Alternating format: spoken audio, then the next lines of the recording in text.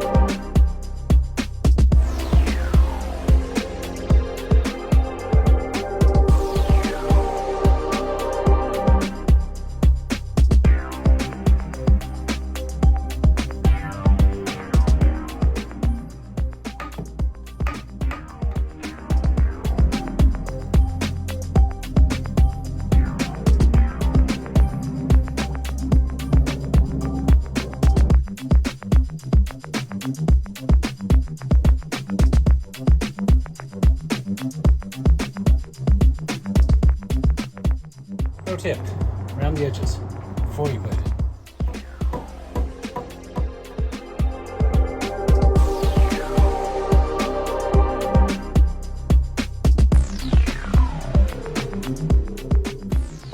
I got my first header up, but pro tip, don't put your temporary blocking in with screws facing down if you're going to put a header on top of them.